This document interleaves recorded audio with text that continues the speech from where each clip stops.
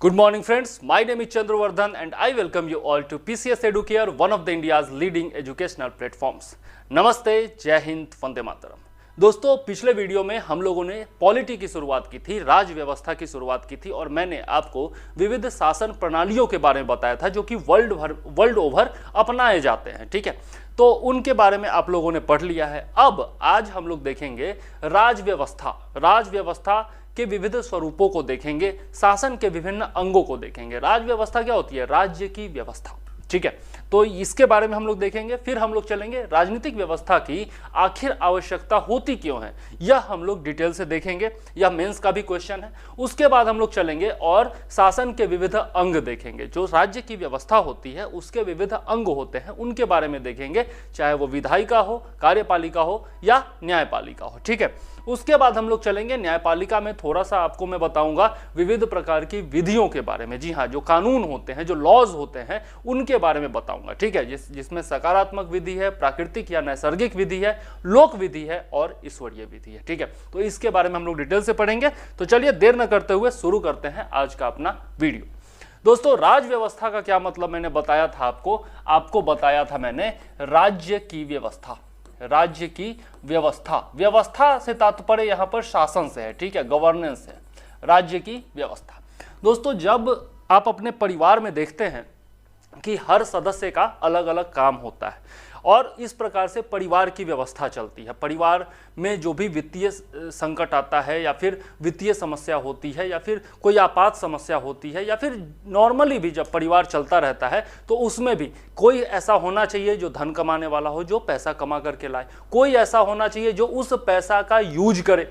कुछ एक terms and conditions होते हैं, परिवार के कुछ संस्कार होते हैं, कुछ नियम होते हैं, कानून होते हैं जिनके तहत हमें बंध कर रहना होता है। ठीक है, तो इन सब चीजों के लिए आप देखते हैं परिवार में भी अलग अलग तरह की व्यवस्थाएं होती हैं। अब वो डिपेंड करता है परिवार के ऊपर कि किस प्रकार की व्यवस्था होगी। उसी तरीके से कोई भी राज्य है, परिवार क्या है? एक राज्य का छोटा सा अंग है। जैसे हम लोग पढ़ते हैं ना, महाजनपद काल में पढ़ते हैं कि महाजनपद बहुत बड़े बड़े जनपद हुआ करते थे और जो सबसे छोटी इकाई होती थी वो परिवार होती थी या फिर ग्राम हुआ करती थी। ठीक है, तो उसी तरीके से विविध परिवारों के मिलने से ग्राम बनता था, ग्राम के मिलने से आज के डेट में ब्लॉक बनता है, ब्लॉक के मिलने से जिला बनता है और जिला से फिर राज्य और फिर राज्य से पूरा देश बनता है। ठीक है, तो ये इकाइयां होती हैं। तो उसी प्रकार से हम लोग देखते हैं और हर एक इकाई को चलाने के लिए अलग अलग व्यवस्था की जरूरत होती है। अब देखते हैं गाँव में क्या होता है, ग्राम पंचायत होता है। नगरों में क्या होता है, नगर पंचायत या फिर आपका नगर निगम वगैरह की व्यवस्था होती है। ठीक है, उसी प्रकार से जिला में जिला परिषद होता है ना। राज्य में राज्य सरकार होती है, देश में आपकी केंद्र सरकार है। तो हर एक स्तर पर एक व्यवस्था की आवश्यकता होती ही है। ठीक है, लेकिन आखिर राज्य की बारे में भी मैंने बताया था। थोड़ा सा राज्य की परिभाषा को मैं बता दूं कि राज्य किसी भी एंटिटी को, किसी भी क्षेत्र को राज्य होने के लिए 4 चीजों की आवश्यकता होती है, जो मैंने बताया था। पहली जो चीज है वो है आपकी, पहला जो मैंने बताया था वो है आपका लैंड, यानी कि कोई भूमि यानी कि क्षेत्र होना चाहिए। दूसरा जो मैंने बताया था वो बताया था आपको पॉपुलेशन। और तीसरा जो मैंने बताया था वो बताया था गवर्नमेंट, यानी कि सरकार, गवर्नमेंट बताया था। और चौथा जो बताया था वो बताया था सोवरेनिटी। ठीक है, तो ये चारों चीजें यदि होती हैं तो वो राज्य होता है। ठीक है, अब चलते हैं। इन चारों के बारे में मैं डिटेल से बता चुका हूं, तो पहला वीडियो आप लोगों ने देखा होगा, ऐसी मुझे उम्मीद है। अब हम लोग आते हैं दूसरे टॉपिक पर, जो कि है राजनीतिक व्यवस्था की आखिर आवश्यकता क्यों होती है। Why do we need a government system, okay, a political system. Why do we need a political system. अब इसमें देखिए, हमारा जो राष्ट्र है, यदि हम अपने भारत की बात करें तो हमारा भारत, आप लोगों ने मोदी जी के मुंह से बार बार सुना होगा, मोदी जी बार बार बोलते रहते हैं राष्ट्र निर्माण, या आरएसएस बार बार बोलती है राष्ट्र निर्माण, या फिर अनेक पॉलिटिकल पार्टीज भी बोलती रहती है। तो हमारे देश का क्या हो रहा है? अभी निर्माण हो रहा है। क्यों? क्योंकि हम लोग डेवलपिंग कंट्री हैं। ठीक है, तो राष्ट्र निर्माण के लिए एक सरकार की आवश्यकता होगी। आपको अपने घर में देखिए, आपके घर में अगर घर का रिनोवेशन करना है, पेंटिंग करानी है, ये क्या हो गया? घर का निर्माण हो गया एक तरह से, है ना। इंफ्रास्ट्रक्चर की व्यवस्था करनी है घर में, आपको इंटीरियर्स कराना है या फिर कोई आपको फर्नीचर वगैरह लाना है, तो वो क्या है, घर का आप निर्माण कर रहे हैं एक तरह से, है ना। तो उसी तरीके से हमारे राष्ट्र का भी निर्माण चल रहा है। यहाँ पर इंफ्रास्ट्रक्चर की ज़रूरत है ताकि लोगों को रोजगार मिल सके, लोगों को सुविधाएं मिल सके, विभिन्न प्रकार की रोड है, फ्लाईओवर्स हैं, फैक्ट्रीज हैं और बाकी सारे संसाधन हैं। ये जुटाने के लिए किस चीज़ की जरूरत होती है, एक सरकार होगी, एक प्रॉपर सरकार होगी जो हमसे टैक्स लेगी और फिर हमें सुविधाएं उपलब्ध कराएगी। ठीक है, तो उसके लिए राष्ट्र निर्माण के लिए एक और दूसरा चीज क्या, राष्ट्र निर्माण में एक और चीज आता है कि एकता और बंधुत्व की भावना बनी रहे। एकता और बंधुत्व, यूनिटी हो, यूनिटी होगी तभी तो प्रोस्पेरिटी होगी ना। कहा जाता है हमारा देश क्या है, यूनिटी इन डाइवर्सिटी। हमारे देश में विविध धर्मों के लोग रहते हैं, जातियों के लोग रहते हैं, अलग अलग संप्रदाय के लोग रहते हैं, वेशभूषा अलग है, भाषाएं अलग हैं, बहुत सारी भाषाएं हैं, तो और विभिन्न विदेशों से आए हुए धर्म भी या फिर जो संस्कार भी हैं वो भी हम लोगों ने अपनाए हैं, आत्मसात किए हैं, है ना। तो इन सब में यूनिटी की आवश्यकता बहुत ज़्यादा होती है और बंधुत्व की भावना होनी चाहिए, भाईचारे की भावना होना चाहिए, ब्रदरहुड की भावना होनी चाहिए। ठीक है, हालांकि मुझे ब्रदरहुड से आपत्ति है, भैया सिस्टरहुड क्यों नहीं, ब्रदरहुड क्यों नहीं, ये सोचने वाली बात है। खैर, तो राष्ट्र निर्माण में ये सब चीजें भी आती हैं। तो राष्ट्र निर्माण के लिए किस चीज की जरूरत होगी, एक पॉलिटिकल सिस्टम की जरूरत होगी। हालांकि ये अभी कम हो रहा है, पॉलिटिकल सिस्टम हमारा राष्ट्र निर्माण कम कर रहा है, लेकिन फिर भी जरूरत तो होती है। उसके बाद आंतरिक एवं बाह्य सुरक्षा। हमारा देश आप जानते हैं, केवल अभी हम लोग चूंकि भारत में रहते हैं तो मैं भारत की ही बात करूंगा। हमारे दो बहुत ही सयाने पड़ोसी देश हैं, एक तो दुष्ट है जो है आपका पाकिस्तान और दूसरा जो है सयाना है, हमसे काफ़ी आगे है जो कि है चाइना। तो दो तरफ से हम लोग ऐसे पड़ोसी मुल्कों से घिरे हुए हैं जो कि लगातार हमारे ऊपर खतरा बना रहता है। ठीक है, कभी आपका पश्चिमी सीमा है जहां पर पाकिस्तान की तरफ से खतरा होता है, उत्तर पश्चिमी सीमा पर, और कभी आपका उत्तरी सीमा जो है आपका पूरब की तरफ, अरुणाचल प्रदेश की तरफ और सिक्किम वगैरह की तरफ, वो है आपका चाइना, वहां से भी खतरा होता है। ठीक है, तो उन बाह्य खतरों से अपने देश को बचाने के लिए, आतंकवाद से अपने देश को बचाने के लिए किस चीज की जरूरत होगी, एक सरकार की जरूरत होगी, एक डिसाइसिव गवर्नमेंट की जरूरत होगी जो हमें सिक्योरिटी देगी, हमें प्रोटेक्शन देगी और हमारी सीमाओं की रक्षा करेगी। ठीक है, तो ये हो गया आपका बाह्य सुरक्षा। आंतरिक सुरक्षा में आप देखते हैं माओवाद की समस्या होती है। आजकल तो आप देखते हैं कि उग्रवाद जो है वो भी बहुत ज़्यादा बढ़ रहा है और वो भी बौद्धिक उग्रवाद जिसको कहा जाता है। इंटेलेक्चुअल, सो कॉल्ड जो इंटेलेक्चुअल्स हैं उनसे बहुत ज़्यादा खतरा हो गया है देश को। अलग अलग तरह की विचारधाराएं पनप रही हैं, एक लेफ्ट विंग है, एक राइट विंग है, दोनों में टकराव होता रहता है और इस प्रकार से हमारे यहाँ आंतरिक सुरक्षा की चुनौतियाँ हो जाती हैं। या फिर आपके बहुत सारे अपराध हैं, जुर्म हैं जो कि हमारे समाज में होते रहते हैं, जो हमारे समाज को बीमार करते हैं, हमारे समाज को खोखला करते हैं। तो उनसे बचाव के लिए पुलिस की व्यवस्था होती है, आपका मिलिट्री की व्यवस्था होती है ना। तो आंतरिक और बाह्य दोनों प्रकार से हमारे देश की सुरक्षा के लिए, प्रोटेक्शन के लिए, सिक्योरिटी के लिए क्या चाहिए होता है, एक सरकार की आवश्यकता होती है। उसके बाद लोक कल्याणकारी राज्य। जब हम लोग डीपीएसपी पढ़ेंगे, directive principles of state policy पढ़ेंगे, तब वहां पर देखेंगे कि उसका प्रमुख जो एम है, जो मेन एम है, मेन जो मोटिव है वो क्या है, वो है आपका वेलफेयर स्टेट का निर्माण करना, मतलब लोक कल्याणकारी राज्य की स्थापना करना। ठीक है, तो लोगों का कल्याण किस प्रकार से हो, लोगों का कल्याण किस प्रकार से हो, इस प्रकार की व्यवस्था करने के लिए हमें क्या चाहिए होती है, एक पॉलिटिकल सिस्टम चाहिए होता है, एक राजनीतिक व्यवस्था चाहिए होती है। ठीक है, ताकि लोगों का कल्याण हो सके। जो समाज के पिछड़े वर्ग के लोग हैं, जो समाज की मुख्य धारा से, मेन स्ट्रीम से पीछे की तरफ छूट गए हैं, उनको मेन स्ट्रीम में वापस लाने के लिए, उनका कल्याण करने के लिए किस चीज की जरूरत है, एक सरकार की जरूरत है जो कि वेलफेयर स्कीम्स लाती है। आप देखते हैं गवर्नमेंट्स अलग अलग तरह की स्कीम लाती है, चाहे वो मनरेगा हो बेरोजगारी घटाने के लिए, या फिर आपका उज्ज्वला योजना है, उदय योजना है, अलग अलग तरह की योजनाएं हैं, नमामि गंगे है और बहुत सारी योजनाएं हैं। अभी आपका आत्मनिर्भर भारत मिशन जो है उसके तहत बहुत सारी वेलफेयर स्कीम्स चलाई जा रही है ना।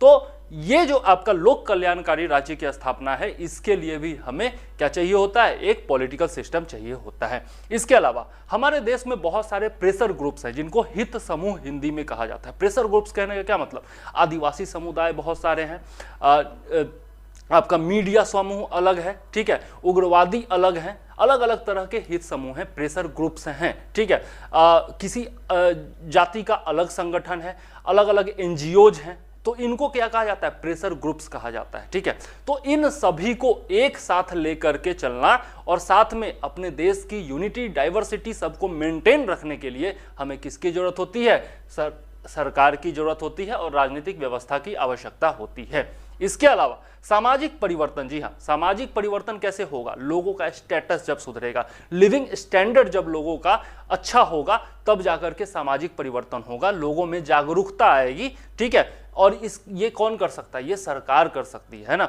देखते होंगे हमारे यहाँ बहुत सारे पुरानी कुरीतियां चल रही होती है, जैसे ट्रिपल तलाक था, मुस्लिमों में होता था, हमारे यहाँ दहेज प्रथा थी, बाल विवाह की प्रथा थी हिंदुओं में और अन्य धर्मों में, तो वो सब बदलाव हुआ ना आखिर। अब दहेज प्रथा ठीक है, इलीगल तो है, कम से कम चलाया जाता है, वो अलग है, लोग चलाते हैं, लेकिन क्या है, इलीगल तो है। ट्रिपल तलाक आज के डेट में इलीगल तो हो गया है ना।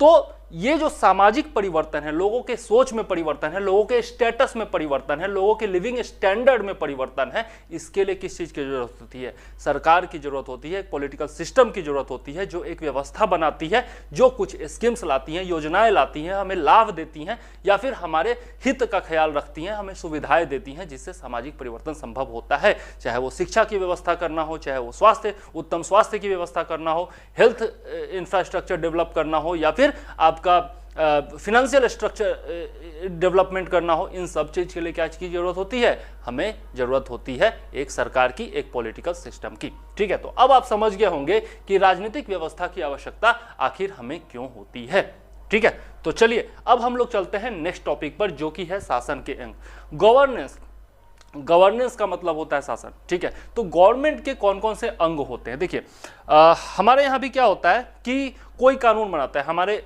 घर में भी होता है, जो घर के सबसे वरिष्ठ लोग होते हैं या फिर जो घर का मुखिया होता है, वो क्या करता है, एक कानून एक तरह का बनाता है कि हाँ भाई सब लोग इस नियम का फॉलो, इस अमुक नियम को फॉलो करेंगे, या फिर हर समाज का एक नियम होता है, हर राज्य का एक नियम होता है, हर देश का एक नियम होता है, कुछ लिखित होता है, कुछ नहीं होता है, ठीक है। लेकिन सब लोग क्या करते हैं, उसको फॉलो करते हैं। अगर हम फॉलो करने से चूक जाते हैं तो बचपन में याद भी होगा कि डंडा भी पड़ा करता था, है ना। तो एक होता है जो कि उसको क्या करता है, लागू कराता है, एक है जो कानून बनाएगा, एक है जो लागू कराएगा, और तीसरा है जो कि अगर कानून लागू नहीं कर रहा है कोई, या फिर कानून के अनुसार कोई नहीं चल रहा है, तो उसको दंड देगा, ठीक है। तो इस प्रकार से तीन तरह के अंग होते हैं। पहली है विधायिका, जिसको कहा जाता है लेजिस्लेचर या लेजिस्लेटिव, ठीक है, जो कि क्या करती है, कानून बनाने का काम करती है। अब ये जो है, अगर हम अपने देश की बात करें तो हमारे देश में क्या है, फेडरल सिस्टम है, संघीय ढांचा है, ठीक है। अब संघीय ढांचा के तहत दो प्रकार की, वैसे तो तीन प्रकार की सरकारें होती हैं, लेकिन मेनली हम लोग दो प्रकार की सरकारों के बारे में पढ़ते हैं। पहला क्या है, जो कि है सेंटर में, जिसको कहते हैं हम लोग केंद्र सरकार, ठीक है, और दूसरी क्या है, प्रांत में। अब केंद्र में जो है आपका क्या आता है, हमारे यहाँ बाईकैमरल लेजिस्लेचर है। बाईकैमरल लेजिस्लेचर कहने का क्या मतलब होता है कि दो सदनीय विधायिका, ठीक है, जिसमें दो सदन होते हैं। तो सेंटर में क्या है, बाईकैमरल लेजिस्लेचर है, और स्टेट्स में भी 6 स्टेट्स ऐसे हैं जहां पर बाईकैमरल लेजिस्लेचर है। तो केंद्र में यदि बात करें तो निचला सदन जो होता है वो होता है आपका लोकसभा, या इसको लोकप्रिय सदन भी कहा जाता है, जिसके बारे में हम लोग डिटेल से आगे बढ़ेंगे, ठीक है।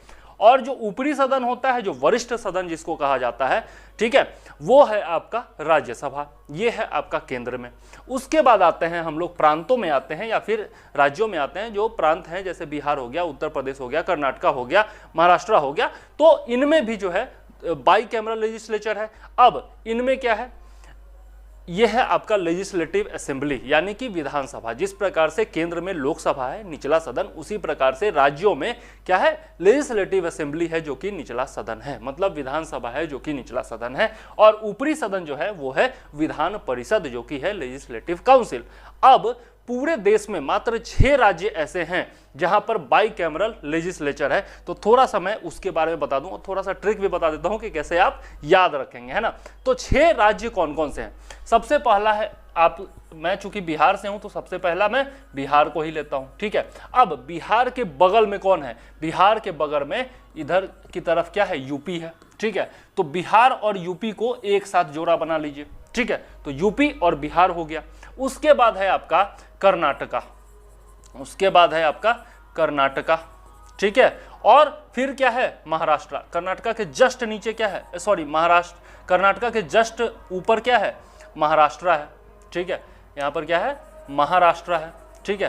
तो कर्नाटका और महाराष्ट्र का एक जोड़ी बना लीजिए। तो यूपी बिहार का एक जोड़ी हो गया, महाराष्ट्र और कर्नाटका का एक जोड़ी हो गया। और उसके बाद आते हैं हम लोग, तो जस्ट बगल में इधर की तरफ आपका आ जाएगा आंध्र प्रदेश, आंध्र प्रदेश। और इसी से जो बटा है आपका तेलंगाना, ठीक है, तेलंगाना। तो इन दोनों का एक जोड़ी बना लीजिए, ठीक है। तो ये 6 राज्य हो गए। पहला आप यूपी बिहार का जोड़ी बना लीजिए, महाराष्ट्र और कर्नाटका बीच में आ जाएगा, और फिर आंध्र प्रदेश और तेलंगाना थोड़ा सा और नीचे आ जाएंगे, है ना। तो इस प्रकार से अगर आप जोड़ी बना करके देखेंगे तो टोटल 6 राज्य हैं जहां पर बाइकैमरल लेजिस्लेचर है, ठीक है। और इसमें बाइकैमरल लेजिस्लेचर में जो निचला सदन होगा उसको क्या कहा जाएगा? लेजिस्लेटिव असेंबली कहा जाएगा, और जो ऊपरी सदन है उसको कहा जाएगा लेजिस्लेटिव काउंसिल, ठीक है। तो इस प्रकार से हम लोगों ने देखा विधायिका के बारे में, ठीक है। विधायिका का हम लोगों ने देख लिया, केंद्र में भी, सेंटर में भी आपने जान लिया और राज्य में भी आपने जान लिया। इसका काम क्या है? तो इसका काम है कानून बनाना, ठीक है। देखते होंगे आप लोकसभा राज्यसभा की कार्यवाही होती है और उसमें बहुत सारे लोग होते हैं जो हम ही चुन करके भेजते हैं, वैसे लोग होते हैं जो कि कानून का निर्माण करते हैं। उसकी अलग अलग प्रक्रिया होती है जिसके बारे में हमें पॉलिटी में आगे पढ़ना भी है। तो जब संसद पढ़ेंगे, जब हम लोग विधानसभा विधान परिषद के बारे में पढ़ेंगे, तब देखेंगे कि कौन से लोग होते हैं जिनको कि चुनकर हम भेजते हैं, कैसे लोग चुने जाते हैं और किस प्रकार से कानून बनता है, ठीक है। चलिए अब हम लोग चलते हैं कार्यपालिका। अब विधायिका ने, लेजिस्लेचर ने लॉज तो बना दिए, अब उस लॉ को लागू करने वाला भी तो कोई होना चाहिए। और हमारे देश में एक और व्यवस्था है कि कार्यपालिका जो होती है वो विधायिका के प्रति उत्तरदायी होती है। कार्यपालिका जो होती है विधायिका पर उत्तरदायी होती है, मतलब कार्यपालिका जो होती है वो विधायिका का ही अंग होती है, ठीक है। इसको मैं समझाऊंगा थोड़ा सा अच्छे से, अभी बस थोड़ी देर वेट कीजिए। कार्यपालिका समझ लेते हैं पहले। तो कार्यपालिका का मेन काम होता है कानूनों को लागू करवाना, ठीक है। सीधा सा समझ लीजिए, कानूनों को लागू कराना इसका काम होता है, ठीक है। जो भी शासन व्यवस्था, जो भी स्कीम्स वगैरह आती हैं, सब कुछ कार्यपालिका ही करती है, ठीक है। तो अब देखते हैं, ये होती है 2 प्रकार की, एक है अस्थाई और एक है राजनीतिक। अब सबसे पहले हम लोग चलते हैं राजनीतिक कार्यपालिका में, जो पॉलिटिकल कार्यपालिका है उसके बारे में देखते हैं। तो पॉलिटिकल कार्यपालिका, पॉलिटिकल एग्जीक्यूटिव, इसको क्या कहा जाता है? एग्जीक्यूटिव कहा जाता है। तो एग्जीक्यूटिव में हम लोग देखते हैं कि पहला है आपका अध्यक्षात्मक शासन प्रणाली, अध्यक्षात्मक कार्यपालिका होती है। दूसरी होती है आपकी शासन, ये जो है आपका प्रेसिडेंशियल फॉर्म ऑफ गवर्नमेंट होता है। दूसरा होता है पार्लियामेंट्री फॉर्म ऑफ गवर्नमेंट। तीसरा होता है ड्यूअल, और चौथा जो होता है वो होता है प्लूरल, ठीक है। तो कार्यपालिका जो है, जो राजनीतिक कार्यपालिका है, जो पॉलिटिकल एग्जीक्यूटिव है, वो 4 प्रकार की हो गई। अब अध्यक्षात्मक शासन प्रणाली और संसदीय शासन प्रणाली, दोनों के बारे में हम लोग नेक्स्ट वीडियो में डिटेल से पढ़ेंगे कि दोनों में अंतर क्या है, दोनों के गुण क्या है, दोनों के दोष क्या है, ठीक है। अभी हम लोग थोड़ा थोड़ा समझ लेते हैं। अब अध्यक्षात्मक प्रणाली जो है उसके बारे में यदि देखें तो ये जो है आपका प्रेसिडेंशियल फॉर्म ऑफ गवर्नमेंट जो है, ये है आपका कहां पर? अमेरिका में है, यूएसए में है, ठीक है, अमेरिका में है। अब इसमें क्या होता है कि जो आपका प्रेसिडेंट है, जो आपका प्रेसिडेंट है वो एग्जीक्यूटिव का हेड होता है, एग्जीक्यूटिव का हेड होता है। ये बहुत वैल्यूएबल होता है, ठीक है। और जो आपका पार्लियामेंट्री फॉर्म ऑफ गवर्नमेंट है, पार्लियामेंट्री फॉर्म ऑफ गवर्नमेंट है, उसमें क्या होता है? उसमें क्या होता है कि प्रेसिडेंट जो होता है वो मात्र नाम मात्र का होता है, नेग्लिजिबल होता है, नाम मात्र का होता है। मतलब ये संवैधानिक प्रमुख तो होता है, कॉन्स्टिट्यूशनल हेड तो होता है, लेकिन जो वास्तविक हेड बोले, प्रैक्टिकली ये हेड नहीं होता है। हेड कौन होता है? पीएम होता है, ठीक है, पीएम होते हैं, ओके। जैसे हमारे यहाँ है, कहाँ? भारत में, भारत में। और भारत में ये कहां से लिया गया है? ये लिया गया है यूके से, यानी कि इंग्लैंड से लिया गया है, ठीक है, ब्रिटेन से लिया गया है, ठीक। तो प्रेसिडेंशियल फॉर्म ऑफ गवर्नमेंट कहाँ है? यूएसए में है। और पार्लियामेंट्री फॉर्म ऑफ गवर्नमेंट कहाँ पर है? भारत में, इंग्लैंड में है। ठीक है, अब आते, ये दोनों में अंतर समझ गए होंगे कि प्रेसिडेंशियल फॉर्म ऑफ गवर्नमेंट जो होता है उसमें राष्ट्रपति जो होता है वो वास्तविक प्रधान होता है एग्जीक्यूटिव का, और जो आपका पार्लियामेंट्री सिस्टम ऑफ गवर्नमेंट होता है उसमें प्रधानमंत्री जो हैं वो होते हैं वास्तविक प्रमुख। ठीक है, और प्रेसिडेंट जो होते हैं वो नाम मात्र के प्रमुख होते हैं। तो ये बेसिक अंतर है, इसके बारे में और भी डिटेल से हम लोग पढ़ेंगे लेकिन नेक्स्ट वीडियो में। ठीक है, ये बहुत अच्छा टॉपिक है और मेंस में भी पूछा जा सकता है, इसलिए इसको डिटेल में पढ़ाऊंगा अलग से। ठीक है, अब चलते हैं दोहरी शासन व्यवस्था। दोहरी शासन व्यवस्था में जो होता है प्रेसिडेंट का जितना महत्व होता है उतना ही महत्व होता है आपका प्रधानमंत्री का भी। ठीक है, तो इसको कहा जाता है ड्यूअल फॉर्म ऑफ गवर्नमेंट। ठीक है, और एक होता है plural form of government. Plural form of government जो होता है उसमें क्या है, जैसे स्विट्जरलैंड में है 7 लोगों की टीम होती है। ठीक है, 7 लोग होते हैं और सातों मिलकर के सरकार चलाते हैं। ठीक है, सातों मिलकर के सरकार चलाते हैं, सातों के पास जो पावर है वो सेम होता है। ठीक है, और उन्हीं सातों में से हर एक साल कोई ना कोई एक प्रमुख चुन लिया जाता है। ठीक है, अध्यक्ष चुन लिया जाता है। ठीक, और वो जो अध्यक्ष चुने जाते हैं उनका भी पावर जो होता है बाकी सदस्यों के बराबर ही होता है, उसका भी पावर कोई अलग नहीं होता है, बस नाम मात्र का अध्यक्ष उसको चुन लिया जाता है। ठीक है, तो उसको कहा जाता है प्लूरल फॉर्म ऑफ गवर्नमेंट। ठीक है, तो अब आपने समझ लिया होगा कि अध्यक्षात्मक शासन प्रणाली क्या है, संसदीय शासन प्रणाली क्या है, ड्यूअल फॉर्म ऑफ गवर्नमेंट क्या है और प्लूरल फॉर्म ऑफ गवर्नमेंट क्या है। ठीक है, अब चलते हैं हम लोग न्यायपालिका में। यहां तक हमने देख लिया लेजिस्लेटिव के बारे में और एग्जीक्यूटिव के बारे में। जब हम लोग आएंगे ना इन चैप्टर्स में आएंगे, जब डिटेल में पढ़ेंगे, जैसे लेजिस्लेटिव के लिए हम लोग जब लोकसभा पढ़ेंगे, संसद पढ़ेंगे, राज्यसभा पढ़ेंगे, विधान परिषद पढ़ेंगे, विधानसभा पढ़ेंगे।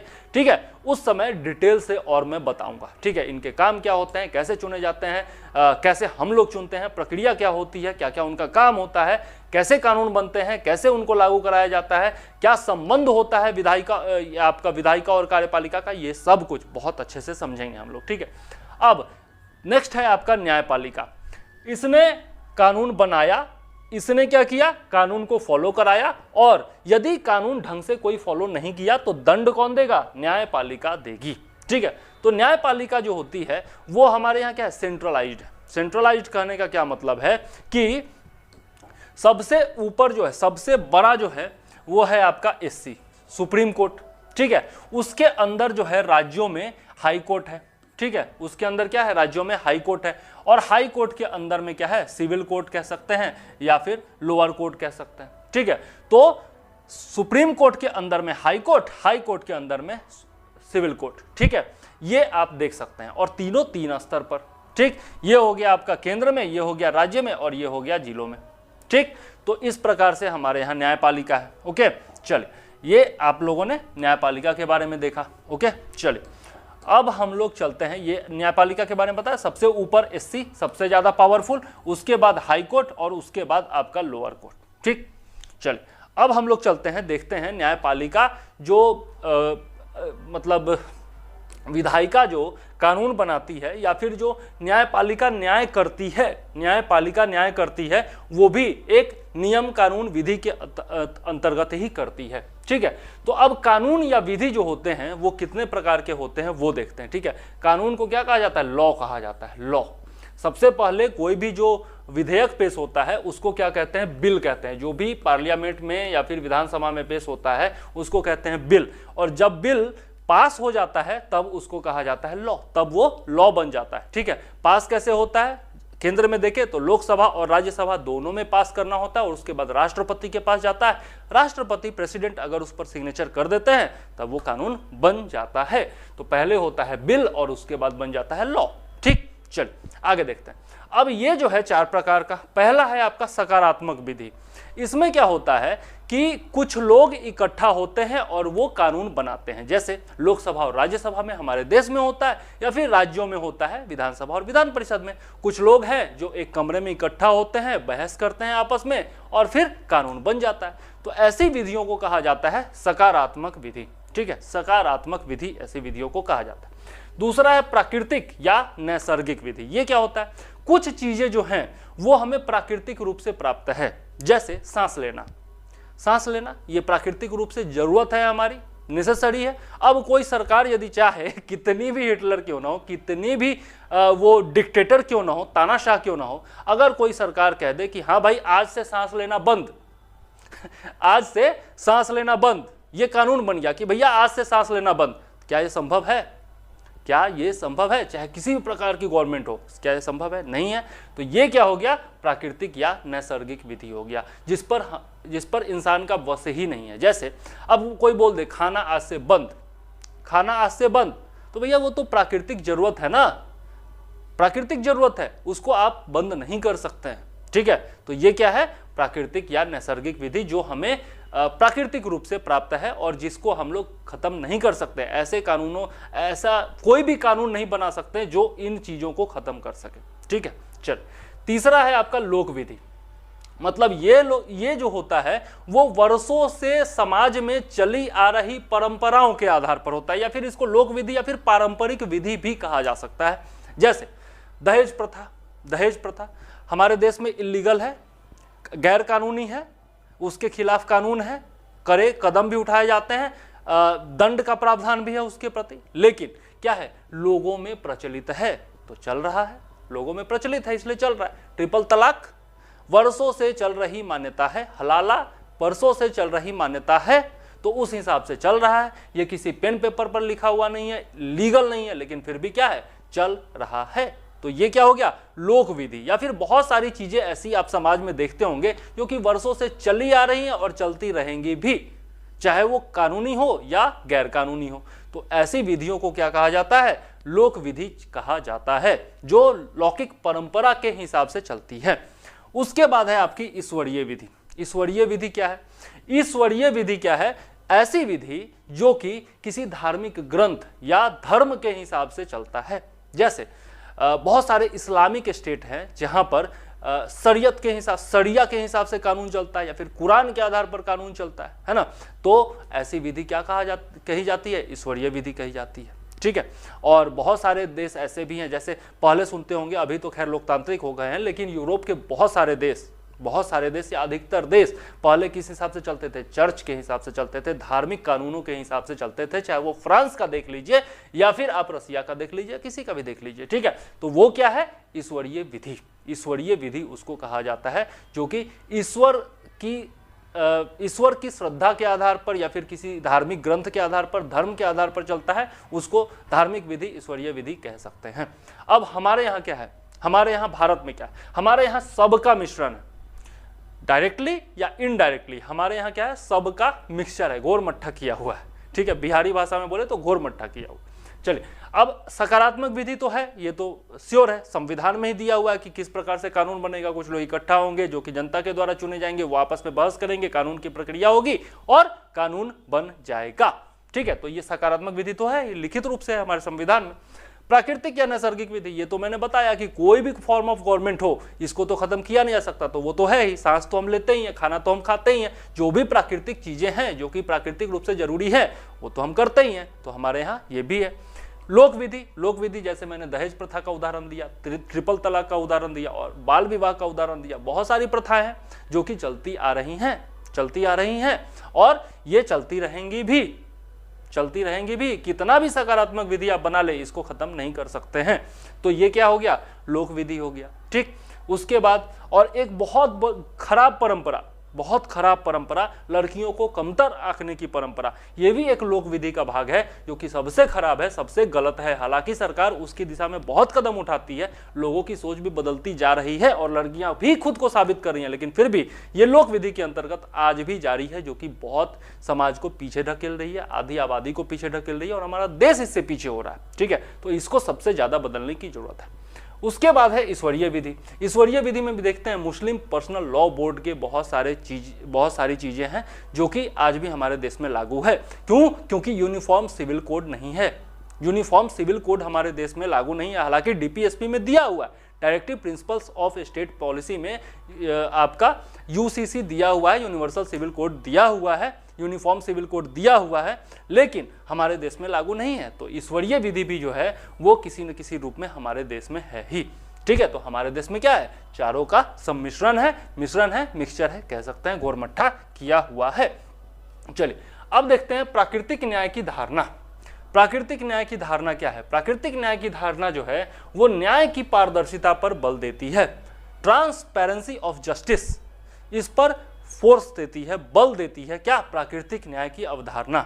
और इसके लिए क्या किया जाता है? ये होता क्या, इसका सबसे बड़ा गुण क्या होता है? ये समय के अनुसार परिवर्तनशील होता है। इसमें परिवर्तन किए जाते हैं, अलग अलग कानून बना करके, अलग अलग विधियां बना करके, अलग अलग नियम बना करके, और लिखित हो, चाहे वो नियम लिखित हो या फिर पारंपरिक हो या फिर गैर लिखित हो, लेकिन वो जो है आपका परिवर्तनशील होता है, उसमें सुधार की गुंजाइश होती है और सुधार किया भी जाता है। जैसे प्रगतिशील और परिवर्तनशील दोनों होता है, प्रगतिशील भी होता है और परिवर्तनशील भी होता है।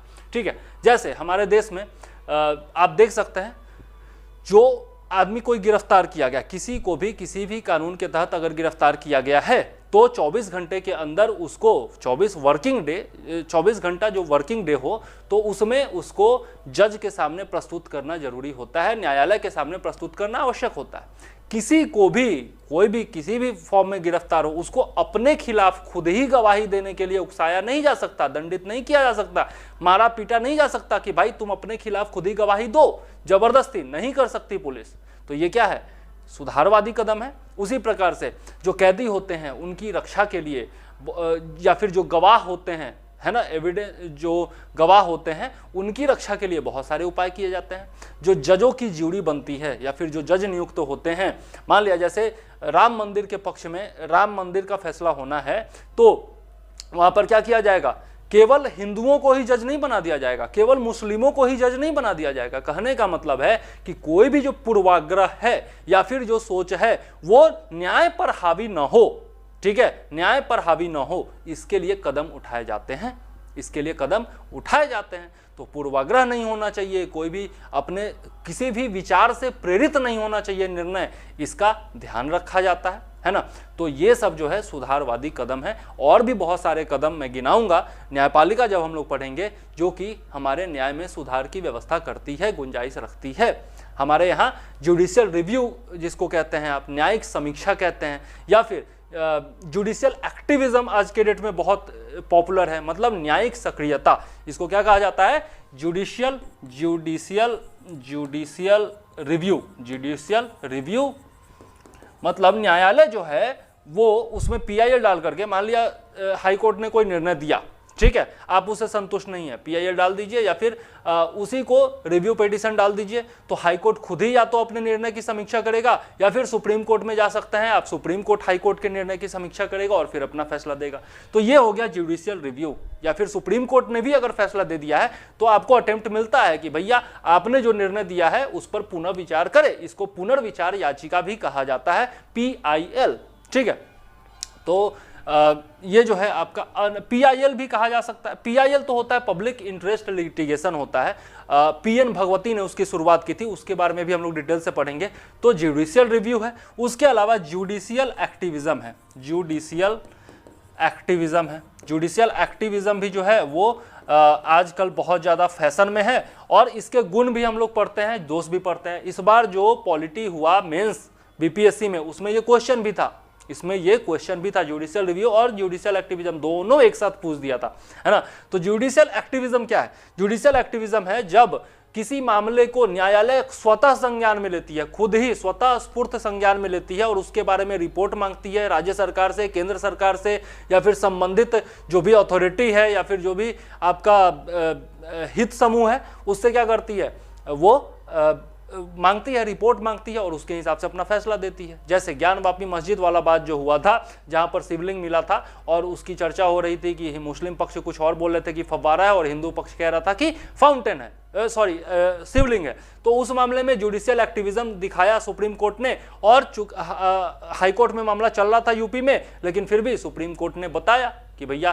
ठीक है, ये करना है, वो करना है। तो उस समय न्यायिक सक्रियता दिखाई सुप्रीम कोर्ट ने। और भी बहुत सारे मामले हैं जिसमें जुडिशियल एक्टिविज्म सुप्रीम कोर्ट ने दिखाया है, ठीक है। तो ये जो होता है आपका डिटेल से हम लोग पढ़ेंगे, बहुत डिटेल से पढ़ेंगे, लेकिन आगे पढ़ेंगे, ठीक है। अभी मैंने सिर्फ इंट्रोडक्शन आपको दिया है, ठीक है। इसके अलावा हम लोग बहुत सारे संवैधानिक संस्थानों के बारे में पढ़ेंगे, जैसे चुनाव आयोग है आपका, इलेक्शन कमीशन जिसको कहते हैं, फिर आपका महान्यायवादी है, अटॉर्नी जनरल है, उनके बारे में पढ़ेंगे, राज्यों में जो महाधिवक्ता होते हैं उनके बारे में पढ़ेंगे, बहुत सारे और संस्थाएं, यूपीएससी है, बीपीएससी है, राज्य लोक सेवा आयोग है, आपका संघ लोक सेवा आयोग है, सीएजी है जिनको controller and auditor general of India कहा जाता है, नियंत्रक एवं महालेखा परीक्षक, इन सब चीज़ों के बारे में हम लोग पढ़ेंगे, और भी बहुत सारे चीज़ पढ़ेंगे, संविधान संशोधन इत्यादि के बारे में पढ़ेंगे। लेकिन फिलहाल इस वीडियो में मैं चंद्रवर्धन लेता हूं आपसे इजाजत। अगर आपको वीडियो समझ में आया हो, टॉपिक समझ में आया हो और वीडियो अच्छा लगता हो तो जरूर लाइक करिएगा वीडियो को,